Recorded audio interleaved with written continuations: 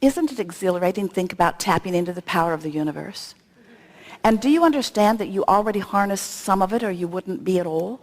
Can you feel that it was that power that got you here? Are you beginning to feel the reality of your vibrational escrow? Can you feel its relationship to you? And can you feel how you must, if not be there, and you can't really be fully there because it expands rapidly every day, can you feel how moving in the direction of it is the only thing that matters?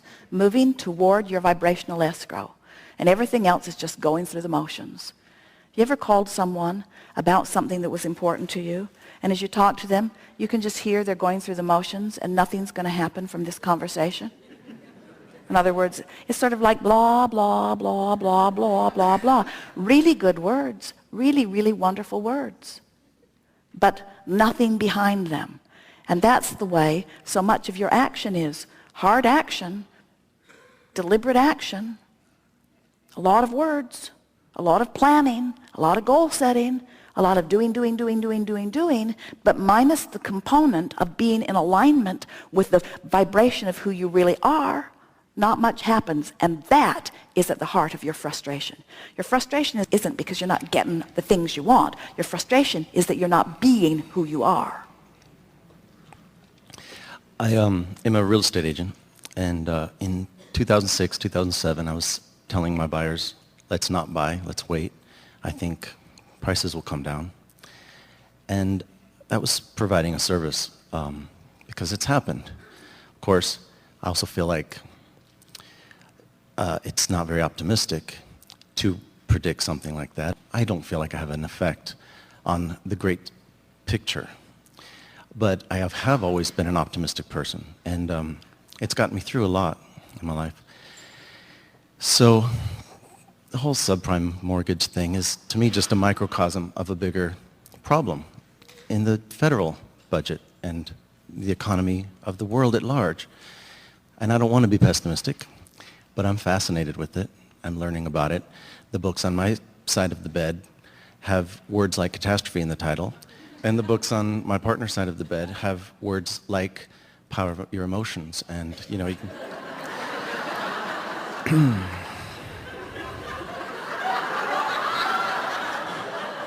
Well, you might want to crawl over onto your partner's side of the bed.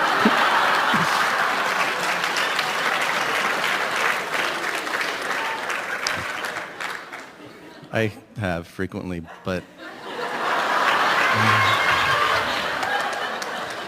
Or maybe a catastrophe will come and just knock all those books away. right. But you are the creator of your own experience. You gave us something here. It's interesting because there are so many things that so many of you do that are logical, but that disempower you in the process. For example, anyone who's paying attention to what's going on could logically feel reason for concern. But if you step back and look at a longer range picture, then you realize that there have always been ups and downs, but that improvement has always been the steady path. In other words, there have always been those gloom and doom people who are pointing out this red-hot minute of trouble. And we call those step oneers, meaning that they are in that moment just contributing massively to a vibrational escrow of improvement, because the more they fret and worry and focus upon what is not wanted, the more they project preferences and desires and improvement. You just can't be sick without adding to wellness. You just can't not have enough of something without asking for more of it, you see. And so they're contributing in that way. You just have to ask yourself, am I going to contribute to beat the drum to add to the power of what's coming, or is it time for me to accept that the vibrational escrow is big enough, and now I want to read the books and think the thoughts that line me up with the receiving? Your logic tells you that there have always been those who have thrived enormously in the worst of times. Mm-hmm. And there have always been those who suffered dramatically in the best of times. Yeah. And we acknowledge we want the times to be good. It's nice when people are thriving. It's nice when you can just observe something and by your observation of it, promote more of it. And then by your observation of it, just promote more of it. But there's not much deliberate creating in that. You didn't come forth just to observe and continue and observe and continue. You didn't come forth as a creator of continued what-isness. You came forth as a creator of that which is new, you see. And that's why you were eager about contrast. And really, we want to say to you, the greater the contrast, the greater the expansion. It's easier to manage your gap if you want a little and catch up with it, and want a little and catch up with it. It's harder to really want something and be really far away from it, because it's more difficult to find the vibrational attitude of that which is over here when you've been practicing what's over here. But in any event, you can do it, you see. So you just have to decide which side of the bed you're sleeping on, so to speak. You just have to decide which part of this economic game that you want to play. And it takes some strength to pull yourself up in separation from the reality that seems to be predominant. But when you look around, you have to see that it's always that way about all things. There are always those who really excel and those that sort of kind of do and those that don't at all. There are those who thrive and those that don't. It's all about the vibrational balance that is going on within the individual. So we're talking about beyond a world economy.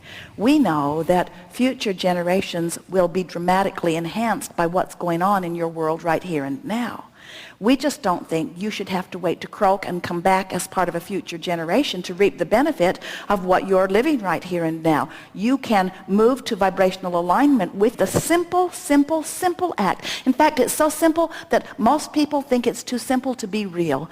The simple act of telling the story the way you want it to be until you believe it, until it becomes your expectation.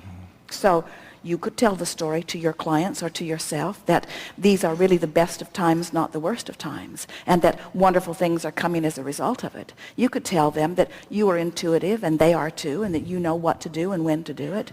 You could tell them that everything's going to be all right and mean it. And when you start telling that story, your clientele will begin shifting. In other words, those that are frightened and afraid and those that you can't convince to do the right thing even when you know it's the right thing for them to do because they're so caught up in their own quagmire. When you start beating the drum of your true story of what's really going on in your global economy, in your universal economy, in your vibrational escrow, when you start telling that story until it is emanating from you from every fiber of your being, what happens is people that match your story start flooding into your experience, and you start making deals that work for everybody that's coming into your arena. What's happening to you or to anyone does not have anything to do with a world environment. It's only about the relationship between what's in their vibrational escrow and where they see it. You are as many different worlds as you are perceivers of what's going on. This is not a world economy. It's not one economy. It's an economy that's made up of a whole bunch of people with their own vibrational gaps. And that's why there are thrivers and not thrivers. That's why there are sick and there are well. In other words, you can play the game however you choose. You just got to pull yourself away from the consistent thought of what's going on with the most. The media and so much that's given to you, it's such an interesting thing. If you were even given a fair view of what's going on worldwide, your evening news or even what's going on your news channels, you'd have the television on and you'd see something go across the screen. Zzz! You'd say, what was that? And you say, well, that's all of the bad things that happened all over the world today. Zzz! That's it, in comparison with what's going on. But instead, it drones on and on and on and on. They take their cameras with the intention of going to the pockets, and they find the things that are worst that they can find, and they teach them what to say, and they incite the environment, and then they put dramatic music behind it, and then they force feed it into your living rooms, and they tell you the lie that the world is getting worse when it isn't true. The world is getting better. It is not possible to regress. You cannot become less. You cannot, as an individual or as a people or as a planet, you cannot become less. Look at your economy in and of itself. Not very long ago, you were trading beads and furs. And now look, you're trading your resources of your talent and your vibration and your energy and your desires. Your desires are the calling of the economy, you see. And so it's easy to see. You get a universal mood going on. You get a few fear-mongering people. Oh, fear. Fear is the easiest thing in the world to sell, isn't it? But when you understand that that feeling of fear is you departing from who you are, when you start telling the story that aligns you, then fear won't be easy to sell for you. And when fear is not an easy sell for you, when you have knowledge of well-being that surpasses whatever petty little cycle is happening in this very small spattering of this very big universe, you hold to your knowing of the well-being, and you let that be the vibrational basis of that which you are. And you thrive no matter what, and anybody who has access to you thrives too. You can tell when you've improved your story, because those who are complaining don't come to you. You're not fun. You're not fun. When you don't complain, complainers don't find you pleasant. And law of attraction doesn't match you up.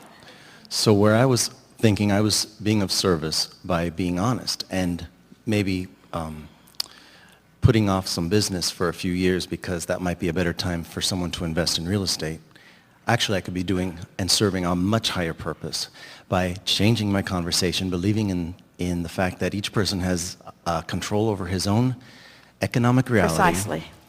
And do here's that the service. thing. And then everyone wins. When you say I want to be honest, we say there are things of this planet that are true that you want to embrace and experience and promote, and there are things of this planet that are true that you do not want to embrace and experience and promote.